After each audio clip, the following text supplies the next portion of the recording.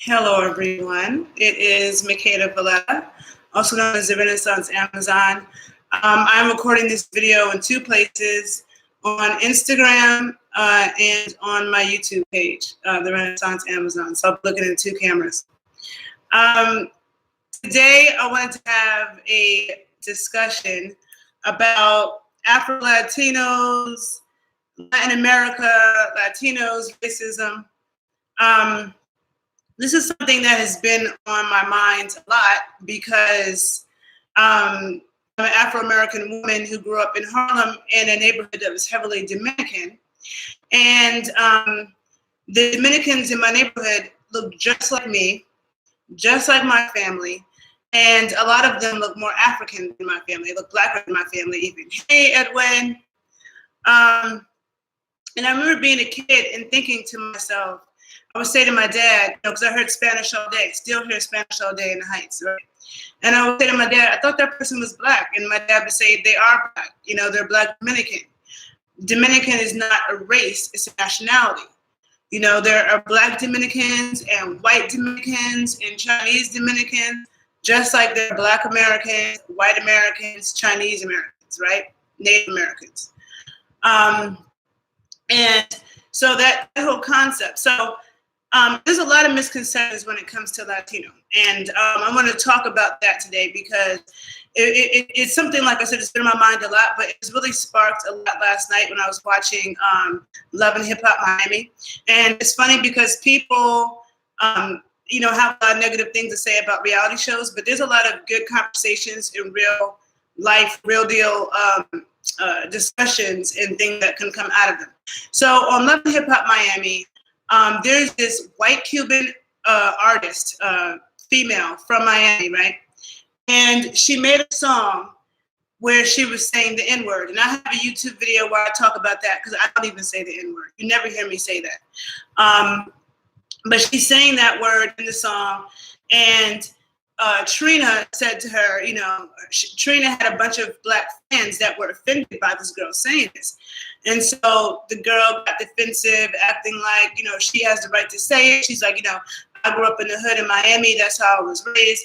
I grew up in Hialeah.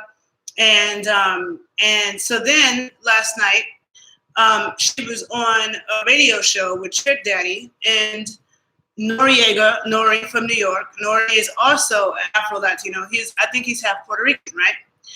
And so she's on the radio with Nori, Trick Daddy, and the host of the show was also, he was white, but I think he was also Latino. Because again, you can be a white Latino, okay? And I'm gonna get back to that. So I think that he was as well. So the host is sitting there. And Nori defends this girl. Nori's like, oh, but, yeah, people got mad at you because you used the N-word, but you're Cuban, right? And then she's like, yeah, I'm Cuban. I'm from Hialeah. And then he was like, well, if you're Cuban, you probably got people in your family that's blacker than all of us. So yada, yada, yada. So, he was basically saying that she could say it. And then the host jumped in and he said, no. We should not be giving anybody permission to be saying words like that, right? Now, the reason why this is what I saw, and this is what I want to point out. You have to put things into context because, first of all Latinos are not in the same category at all. There's definitely a vast difference between countries, locations, ethnic groups in the Latino community. If you really want to use the word Latino, you're talking about, I define it as people who live in countries that were colonized by the Spanish. Those people could be of native descent because despite of what we've been told, all the Tainos are not dead. If you go, just growing up in New York, I see Tainos all the time, whether they be Dominican, whether it be Puerto Rican, whatever. You see indigenous people. You go to Cuba, there's people in Cuba look straight up indigenous, straight up, okay?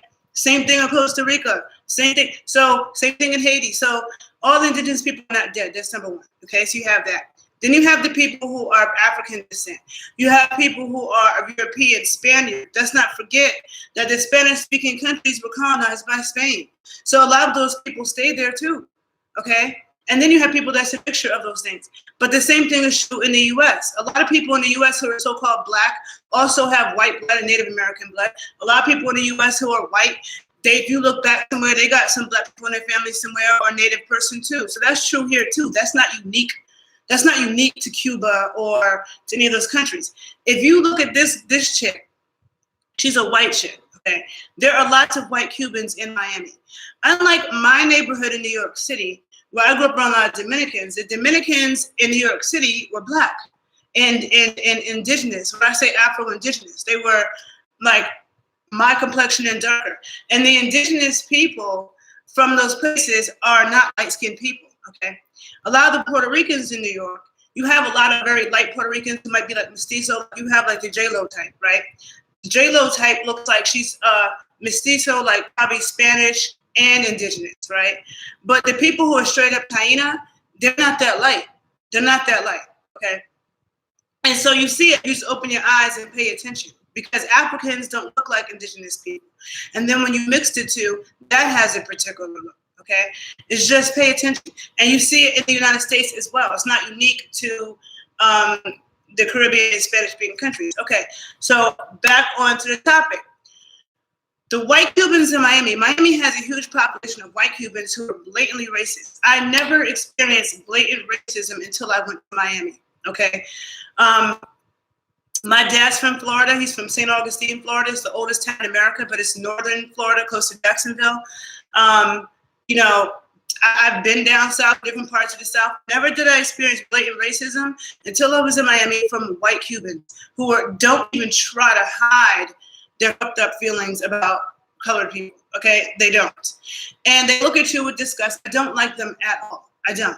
When I hear white Cubans in Miami speaking, and when I hear like some 85-year-old white Southerner with a thick accent, when I hear both of those accents, it just reminds me of some slave master racist shit. And they're automatically guilty to prove innocent. Now, unlike New York, in New York, Blacks, Afro-Americans, and Puerto Ricans were cool. We've been cool. We never had a problem. You know what I'm saying? And the Puerto Ricans and the Dominicans who've come to New York are usually not white. You know what I'm saying? There's some mixture of indigenous and Spanish or Afro. Like the Dominicans tend to be blacker that are in New York, but it's not a bunch of white Hispanics. And Dominican Republic has its own issues within it that are very, very bad itself. Dominican Republic has very bad color and race issues. But growing up in Washington Heights, around a lot of Dominicans, my neighborhood is heavily Dominican. I've never had a problem with Dominican in my life, okay? In my entire life. Cardi B, Dominican, from uptown, from the Bronx and the Heights, right? We're like this. We don't have any problems. You know what I'm saying? Never ever had a problem. Never has my twin brother had a problem. You know, if you speak to Dominicans, like a lot of Dominicans I grew up with, if you speak to them about what their family says, they would tell you their family had very ignorant ideas and would say ignorant shit about Black people, but they themselves weren't like that. So even if there were people who had those kind of ideas, they didn't show that in New York. You know what I'm saying? I've never experienced any Dominican being funny or anything like that when, you know, growing up in New York. So we don't have that. Now, Miami, that's not the case. You know what I'm saying? You have white racist Cubans who they hated Castro. They're trying to starve Cuba. You go to Cuba, Cuba's mostly Black. Cuba's mostly Black. And I mean, I've seen some of the Blackest people that I've ever seen in my life in Cuba, okay?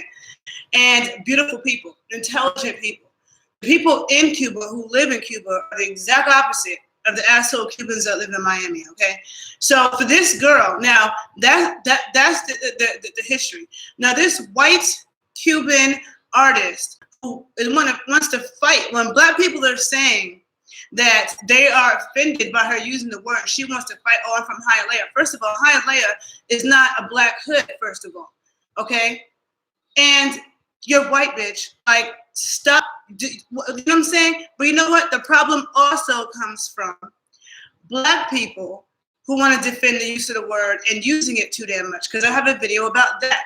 I'm not with, like, everybody listens to hip hop. Hip hop is the most influential art form, the most influential music form ever that has crossed all kinds of boundaries. So why do we want to keep saying nigga this, nigga that, nigga this, nigga that, nigga this, nigga that? Like, why? And then you want to get mad when you hear white people saying it and they're singing it in the songs. Well, because you're putting it in the songs, they're going to sing the songs. And I hate when I hear that. I hate when I hear Africans. There's Africans in New York, Senegalese, grew up straight up African. I hear them on the street saying that shit. I hear, all types of Latinos, and then people got, the rules of who can say it and who can't. You know what? We would never have to have this discussion if Black people weren't saying that shit in songs all the time and yelling it across the supermarket. If you kept that shit in your house, if you want to say it, then it would never be a discussion. But we, Afro-Americans, who everybody imitates, who we set trends, you know what I'm saying? We're the influential ones. You want to keep saying that. I wasn't raised that way, you know what I'm saying? I wasn't raised that way. I wasn't raised to just be looking and sounding ignorant as fuck, you know what I'm saying? Like, it's just not, that's not something that Black people took with pride, you know what I'm saying? Like, when I heard people in my family say that, they were talking about Black trash, It wasn't a term of endearment. And they definitely wouldn't be saying it in front of white people. They wouldn't do that, Okay, so back on the topic. The arrogance of this white Cuban chick to be acting like she has the right to say it, and then dumbass Nori, for him to try to defend her, it just shows, like, I'm sorry, no offense, but this is not across the board, because I know a lot of Afro-Latinos, I know a lot of Latinos, whatever. So some of them are conscious, but a lot of them, and it's not just Dominican Republic, a lot of brown and Black people from Spanish-speaking countries, a lot of them are brainwashed to be like, oh, we're all one. Oh no, this not, and they don't want to talk about it. Act like there's no color or race issues. Latin America has the color issues in Latin America is worse. The color issues and the race issues in Latin America is worse than it is in the United States. Okay, and Amara La Negra, props to her for talking about it, because she calls it out the way nobody else does. She really does. And even, I love Cardi B, but even Cardi B's sister, Hennessy, was offended because, Cardi B's talented. I'm a Cardi B fan. I love Cardi, right? But Cardi they all look alike. The Nicki Minaj, the Cardi, the Sweetie, the Dream Doll. Everybody's light skin, same, or different long straight wigs and color wigs. Everybody looks the same. Love Beyonce, same thing. Love her though. Beyonce's talented as fuck. But I'm just saying, everybody has that same look. And it's true that that look is pushed. You know what I'm saying? And in Latin America, it's even worse, because if you turn on Spanish TV, you never see Black people. You wouldn't realize how Black Latin America is. Cuba is mostly Black. You go to Colombia, like, when I was in Cartagena, it's so Black. Like, if you're white in Cartagena, you're so out of place. So out of place, okay? Colombia is way Blacker than the United States. Brazil's Blacker than the United States. Cuba is Blacker than the United States. The Dominican Republic is Blacker than the United States, percentage-wise. Way more Black people. So why is it that people are so shocked when they see a Black person from Cuba, from the Dominican Republic, or from Colombia? Like, oh my God, you know what I'm saying? The slave trade, the least amount of Africans were brought to North America, okay? The smallest percentage. And then we have this huge continent, okay. So the other thing too, the other issue with Latin America and this race thing, with Nori. Okay, so a lot of people also think, yes, there's a lot of Hispanics, there are a lot of Latinos who are Afro something, who deny their Blackness. Yes, that's true. But also, because of that, now people have a hard time critically thinking and putting things in context, because a lot of people then will say things like, oh, well, Puerto Ricans are Black, Cubans are Black, blah, blah, blah. That's not true. All Puerto Ricans are not Black. There are white Puerto Ricans. There are Puerto Ricans who descended from the Spanish. There are Puerto Ricans. So when you say that they're all Black, now you might have something like, with Afro, like I say Afro-Puerto Rican drumming and dancing, I say Afro-Cuban stuff, Afro-Dominican, I say it like diaspora. And I've seen Afro-Puerto Rican stuff in New York and like different places, been to Puerto Rico, but with Afro-Puerto Rican stuff, a lot of people that do it, the ones in Chicago, everything, like, they are very light skinned, that like maybe some of them have some African blood, maybe a little bit. Some of them may not even, right? I mean, you might see a few like visibly black people, like in New York. I'll see a few musicians who like actually have brown skin, but a lot of them it's like, you know. When I go to Cuba, you know, like you see Afro Latin music, the bands are black. They're visibly black people. They have brown skin. They don't need sunscreen and all that. You know what I'm saying? Like, and a lot of times their face in Latin America, they put a white face on black stuff. And they try to do that in the United States as well, right? They try to do that in the United States with, you know, white people have been copying us. They've been copying us, not just with music, but also with dance. You know, now you have this issue. I don't play video games, but I know there's this issue now with some video game that's taking dances that were invented by Afro-Americans in the streets and that are popular dances, and they're putting them in these video games and calling it something else. And these artists don't get money for it because dances aren't patented. And as a pole dancer, you know, in the pole dancing world, you have, like now you have a lot of pole instructors. I'm a pole dance instructor, but a lot of it is like the white girl pole dance, you know, instructor that put together, you know, these moves and these guidelines, which the instruction, learning how to teach properly is really important. But what I mean is like when pole dance became this popular fitness craze, a lot of the moves that they were teaching are moves that came from black strippers. And this is something that I really want to research. And if anybody can point me to people I can speak to, because I really do want to do a documentary on this and research this, because I'm not a strip club expert. And, you know, I wasn't necessarily around, you know, long enough or, you know, whatever, but this is what I feel. And somebody correct me if I'm wrong. But to me, it seemed that all those crazy tricks and Circus Olay type, you know, dropping and just, you know, just doing the girls, you know, walking on each other and hanging from each other. It seemed to me that black girl strippers started doing that. That came from black girl strippers.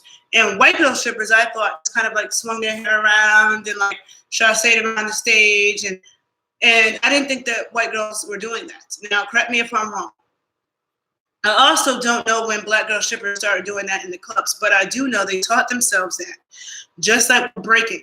Just like on the streets of New York City, when in the 70s, when people just started spinning on their head, you know what I'm saying? They didn't take headstand 101. They didn't take yoga 101, you know, learn how to balance in your head 101. They didn't take any of that. They just started spinning on their head on concrete. You know what I'm saying? That's amazing. People that teach themselves how to do something like that, that is serious intelligence that cannot be just overlooked like, oh, whatever. And girls who are teaching themselves how to do those crazy things in the pole, you guys have no idea how hard it is. Even in the pole dance world, the way a lot of things are taught is still not the way black girl strippers do it, because black girl strippers will add twerking and head shaking and stuff. Like they could be hanging from the pole, you know, like by their knees, holding on by their knees, and then they're bopping their head so hard. Doing that is so difficult because it's hard enough just to hold on, let alone if you start bopping your head. I've never seen girls do that. You know, I'll see them do the move, but they don't add all the extra stuff. Or black girls be really twerking hard in the handstand. You know what I'm saying? That's just not easy. Not easy at all. And they didn't have classes to teach them that, you know? And so to me, I don't mind if people study people's stuff, but give credit where it's due. So we have a history in this country too, with white people, whether it be tap dance, you know, that's why I don't like ballroom dance, because ballroom rumba, ballroom samba, all that stuff, it comes from black dances. Samba comes from black people in Brazil. It's a Congo-derived dance. Salsa music comes from black people. Rumba, black people in Cuba. You know what I'm saying? And not people that look like Gloria Estefan. Gloria Estefan is Cuban, yes, but she's white. She descends from the Spanish. So when people just say, oh, this person's Cuban, oh, they're black, oh, they're Puerto Rican, oh, they're black. No, all Puerto Ricans aren't black. So when some Puerto Ricans are saying that they're not black, it's because they're not. You know what I'm saying? So some people try to then just put everybody all in one category because, yes, there are Afro-Puerto Ricans and there are Afro-Cubans. That doesn't mean that everybody from Cuba is black or everybody from Puerto Rico is black. Same thing with the United States. So it's no different. And people keep acting like there's some kind of uniqueness to Latin America. Like there's some kind of uniqueness to the Caribbean that's different than America. It's not. We all have the same story. There were indigenous people here. Somebody's calling me. There were indigenous people here. Europeans came and colonized it, and in different places and times. It was the British, it was the Dutch, it was the French, it was the Spanish. You know what I'm saying? Some places were colonized by multiple places. My people are from Florida. Florida was a Spanish colony for a long time before it was a part of the United States, okay? And that's where my roots are on both sides. And then Western Pennsylvania as well. So and then they're Africans, the slave trade happened. So, but you also had indigenous people who were being sent across the water to Europe and sent, the transatlantic slave trade happened both ways. People don't talk about that. But regardless, it's the same story. You know what I'm saying? So when people in Latin America be like, oh, yeah, I'm like, we have all kinds of, colored people. I mean, not colored, all different colors, all different shades in my family. And people say that like that's unique. That's true of Afro-Americans too. I don't know an Afro-American doesn't have different colored people in their family, light, dark, medium, and in between. Some people look white, some people look indigenous, some people, same shit. You know what I'm saying? That's not unique. But the thing is that people need to understand that. Like, people need to understand that just like American is a nationality, and you can be an Afro-American, you can be a white American, you could be a Chinese American, a Japanese American, you could be Native American, same thing. People keep calling me. Same thing with Cuba, Afro-Cuban, Chinese. You got Chinese Cubans. You got indigenous Cubans. You got Cubans that descended from the Spanish. You got Jewish people, Jews. You have all types of stuff. It's a nation. All right. So I don't know. I think I'm gonna stop with this for now because I have some work to go do. But it's just something that's been on my mind a lot. And I feel like I need to talk about it and put it into context. Oh, and the one last thing I wanted to say, even though I think people need to stop saying the N-word all the time and having these rules of who can say it. But even when it is said or certain things happen, things that do need to be put into context. And so the last thing I wanted to add to that was that when J-Lo said it, I think it was in the 90s, and people got mad at her. And a lot of people had to explain, like New York had to explain. Because Latinos, again, people want to put Latinos all in the category. So if you're from California and you're talking about Latinos, a lot of times you're talking about Mexicans, and the whole, the what goes on between Mexicans and blacks or whatever in California, that's totally different. But in New York, the Latinos, a lot of times, we have all different types, and now it's become more diverse. But if you're talking about, like, okay, a Puerto Rican from the Bronx, a Puerto Rican from the Bronx has a particular history that is intertwined with Afro-Americans. From the very beginning, Afro-Americans were involved in salsa music in New York City with Puerto Rican musicians. Then hip-hop, from the very beginning, Puerto Ricans in New York City were involved in the graph, the breaking, the emceeing, all of it. You know what I'm saying? From the very beginning. So we don't have, if you see, Pun, Pun and Fat Joe, Puffy dated J-Lo. J-Lo was a fly girl. J-Lo's actually, a hip hop head. You know what I'm saying? So, and then me, I grew up uptown and I listen to salsa music all the time. Like, salsa music is some of my favorite shit to dance to. That's all, and all the Afro-Americans I know from Harlem, from the Bronx, we all do. We all speak a little Spanish. And so even somebody like Cardi B, who's from uptown, she's an uptown girl, Cardi B, Azalea Banks, Tiana Taylor, they're all from my hood, even though Azalea Banks is crazy, but sometimes she sounds Dominican, but we're all cool with each other. And so that's what people had to say, J-Lo is, just like when Obama put the Puerto Rican woman in as Supreme Court justice.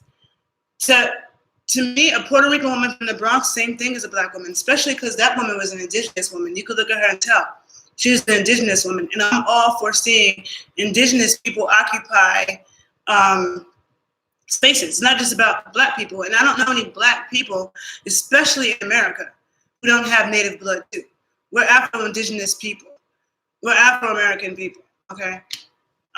So J-Lo was saying it was not the same thing as this white Cuban chick from Hialeah in Miami saying the shit. So people need to put that in context. But a lot of people are not knowledgeable really about the diversity of Latin America, the race issues and the color issues in Latin America. And Nori himself, a lot of them downplay it. And that's what I like about Afro-Cubans a lot of times. Some of them also be on that, but they're a lot more likely to tell the truth about the shit. You know, Afro-Americans have been the leaders in that. And, you know, people can say what they want. Different groups of people have their right to be proud about stuff. Haitians should be very proud. They have an amazing history.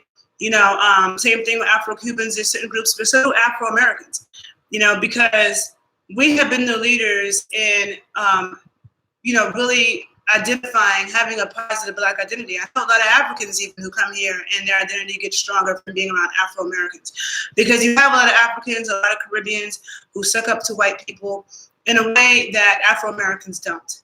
And we are a sheer minority on a huge land full of white people, okay? So we have been dealing with white people for, you know, that if you go to Africa, being Black, you're the majority. If you're in the Caribbean, being Black, you're the majority. So you don't know what that's like to be a sheer minority with a bunch of white people and have to survive that. And Afro-Americans have lost so much land, so much wealth because of white terrorism in this country. And despite that, we have still gotten to a very good place. We have a lot of work to do, but I'm saying despite what we've been through. And then the whole Black world looks to us for their Black identity. You know what I'm saying? We are not some suck up to white people kind of people, you know? Like if a white person, if you go to New Orleans and you see, well, maybe that could be changing a little bit, but I still think this is still true. If you see a white musician playing with Black musicians, that's because that white boy can play, okay? We are not gonna put them on a pedestal. They're subpar, and we put them on a pedestal because they're white. I see that a lot in Latin America. It actually happens in Cuba, you know, with their white Oshuns and stuff like that, even though I didn't see that when I was there. But then I realized that after the fact. How do you have a white Oshun when Oshun is a Yoruba goddess, you know? That type of shit. Praying to white Jesus. Even though a lot of Black people in America still pray to white Jesus. But I remember when I was in Haiti, I saw a lot of that. And it's just like, okay, but you guys you live someplace where everybody's Black. So why do you love white Jesus so much? You know, Africans, skin bleaching, you know, the whole natural hair movement was started by Afro-Americans. You know, the Black is beautiful, afros, nappy hair, locks, making that beautiful started by us. So we also have a lot to be proud of. And to me, from what I come from, that's why, you know, earlier, if you haven't seen the interview with Killer Mike on The Breakfast Club, I just watched that earlier. That was an excellent interview. Like the things that he said, it reminds me of how I was raised. It reminds me of the values that I was taught. I'm from New York City, but my dad was raised in segregated South, in Florida in particular. You know what I'm saying? And the things that he talks about when it comes to HBCUs, when it comes to, you know, marriage, everything, you know, like it's not like, even when he talked about, and I'm just going to say this and I'm going to get off because I saw somebody write this comment on my Instagram page where I posted about the Killer Mike interview and how great it was. But maybe a couple of weeks ago, I posted something about Serena Williams, where Serena Williams had said that she, you know, her husband, she chose him because he doesn't stop her shine. And that's why she chose him, right? And so this person commented like, oh, because, you know, you just were supporting Serena marrying this white guy. Whatever, because Killer Mike talks about, you know, marrying Black people and how important that was for him and how he was told not to bring home a white woman. But then he also talks about how he knows he knows a white boy that's married to a Black woman, but that white dude will ride. Like when some shit, if when it comes to Black issues and things like that, he's down for the cause, right? He's down for the cause.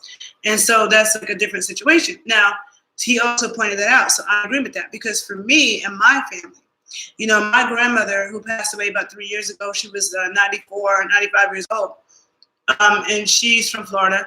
My grandmother is very light-skinned. She always told me, I don't want to hear nothing about you marrying no white people. She didn't want to hear nothing about that. My grandmother was the most pro-Black, black man, right? But my dad, who is a dark-skinned man, because my grandmother was very light.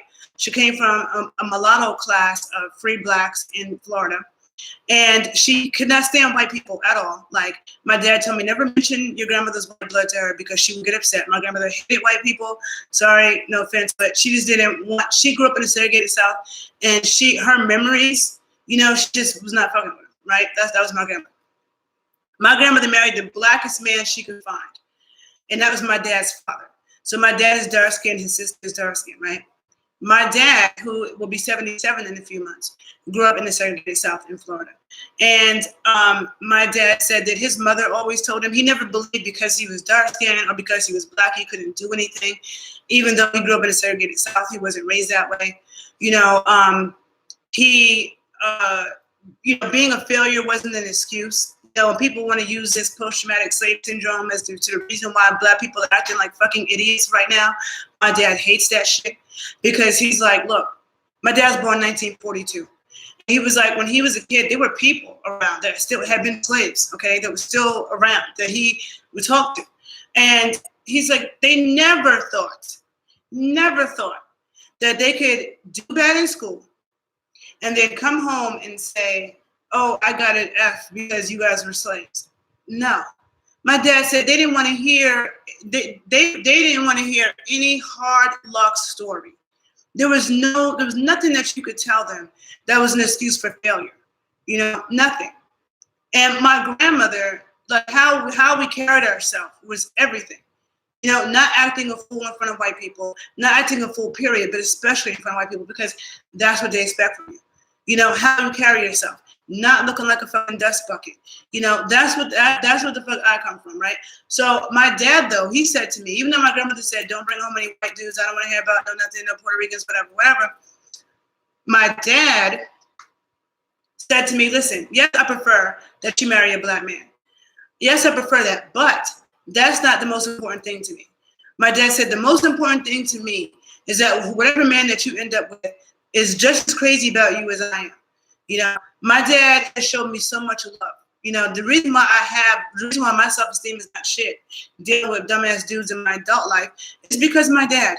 When I think about how much my dad loves me, what he taught me, the things he's been telling me since I was a kid, I'm like, fuck these dudes. You know what I'm saying? I know my self-worth. And that's also the reason why I don't put up with bullshit. You know what I'm saying? I'm not some chick with low self-esteem. And I'm not looking for a dad in a relationship. I have a dad. You know what I'm saying? Okay, so the thing is that my dad said, I'd rather you be with a white man or a Chinese man or a Japanese, whatever man that treats you right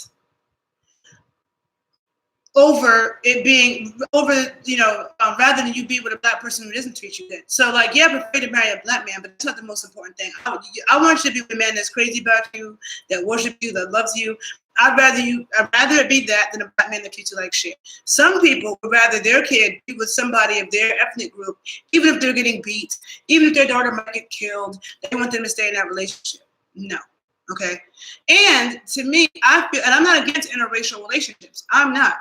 Because first of all of our families, most of us are mixed blood anyway, whether we identify with that or not. So that means mixing has been happening. That's normal, right? But to me, is that if you're black, you get with a white person who is going to ride out. Like Frederick Douglass had a white wife, you know. Catherine Dunham, if you don't know who Catherine Dunham is, that's your assignment for today. Look up Catherine Dunham because every black person should know her. Every dancer should know her. Everybody from Chicago should know her. Catherine Dunham, right? So Catherine Dunham who's a very important black activist, very important, did very important work. She had a white husband, okay? But at the same time, you could have two black people. You could have a black person. There's black people who ain't down for the cause. I was just in D.C. listening to this black Republican talk when I was eating brunch, saying a bunch of crazy shit. You know what I'm saying? So just because somebody's black doesn't mean that they're down for the cause. Just because somebody's black doesn't mean they're going to ride out. Because my dad was on the front lines of the civil rights movement, and he said to me, there are white people who risked their lives, okay? There are white people who risked their lives, and there's white people who died. You know what I'm saying, for this movement. But there are black people who did nothing. Absolutely fucking nothing. There are black people who thought that black people were wasting their time by even trying to fight. You know, so every white person is not your enemy. There are white people who will ride out for you before a black person will. You know what I'm saying? So if it's that type of white person, okay. And also, Serena Williams, she's the same age as me. Team 1981, Serena Williams, Beyonce, Megan Good, we were all born 1981.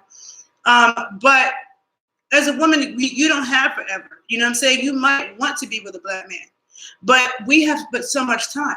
So if that woman wants kids and she wants a family and she hasn't found a black man yet that fits her, and there's a white man that fits her, then great for her.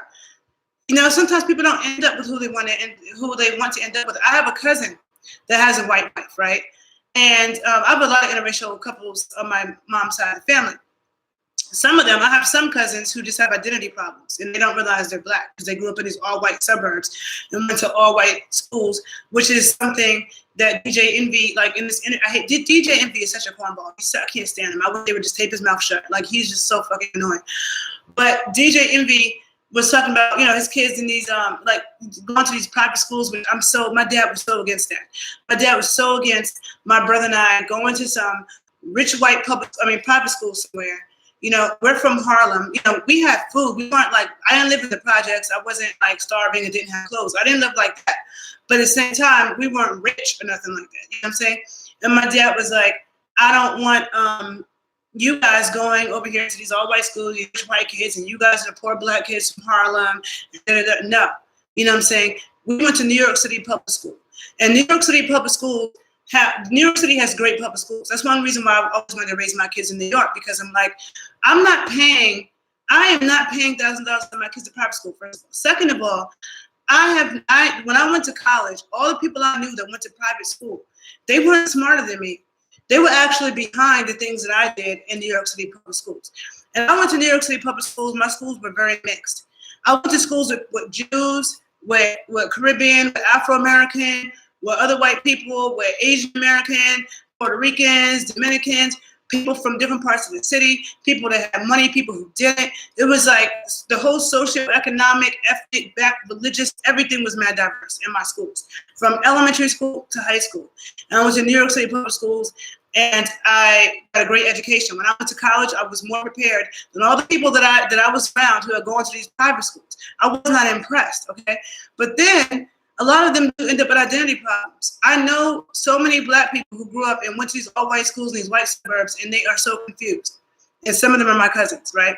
So I have people like that in my family who just were like white on the inside and didn't realize who they were.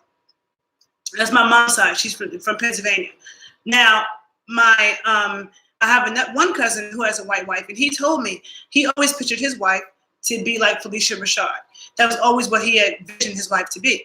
But when he was in college, you know, at the University of Virginia, he was paying his way through school.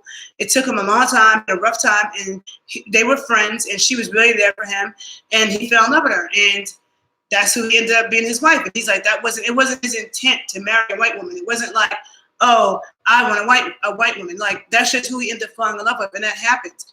And that white woman is cool, and she's down, she's not, like, so to me, I'm not 100%, I'm not against interracial dating, but I'm against, you know, when people don't realize who they are, they get with somebody, like, if I was gonna, I prefer being with a black man, right? But if I ended up with somebody that wasn't black, I'm not gonna be with somebody who I can't be real about black shit. You don't get it, and you're like, oh, you know, you want to, you know, it's too much for you, or you want to be in denial, or you don't know what's up. Those people, I can't even mess with people like that as a friend, okay? So let alone a relationship, you know, because I have white friends, I have all kinds of friends, and they're all intelligent people who know what's up.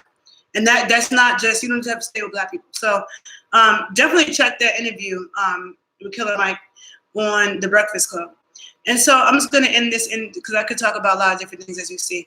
But I just felt like I had to talk about this Afro-Latino thing because a lot of people don't understand Latin America. They don't understand the complexities of it. They don't understand that it's just like America when you have white, black, Native American. Like, all Latinos are not black. You know, some of them are Spanish. Some of them are indigenous. Some of them are African. And they're all different mixtures, just like the United States. So stop saying that, oh, this person's Cuban, oh, they're black. Like Pitbull. Pitbull's Cuban. He's white, okay? He's not black. All right. Okay, I don't know. So I will talk to you guys later. I have work to do. Thanks for listening. Follow me on YouTube, The Renaissance Amazon, and on Instagram. Have a good day, people. Bye-bye.